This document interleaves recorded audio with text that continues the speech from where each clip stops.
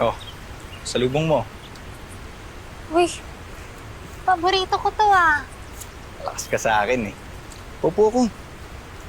Sub ka naman. Yan.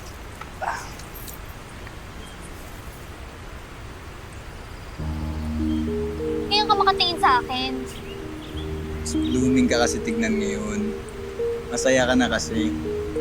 Alam mo, na-realize ko lang, hindi lang pala gamot ang nagpapagaling sa taong may mental health problems. Love at acceptance din.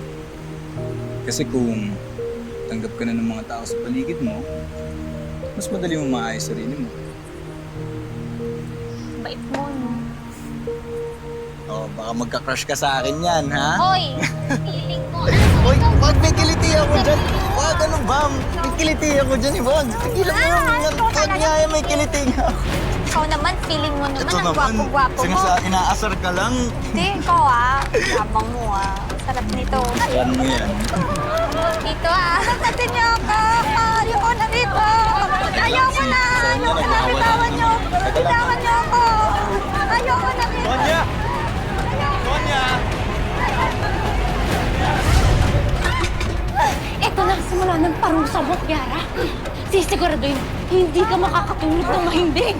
Dadalin mo to hanggang inuuot ka na!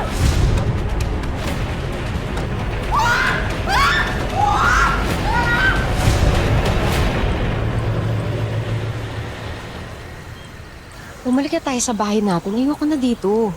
Don't worry, love. Kakausapin ko na lang si Mama. Sabihin ko sa kanya na huwag kanya nang awayin. Hindi naman yun yung reason kung bakit ka gusto umalis. Si Mikay, inisip pa rin niyang Kiara na yan. Ang tingin niya, mabait yung tita Angel niya.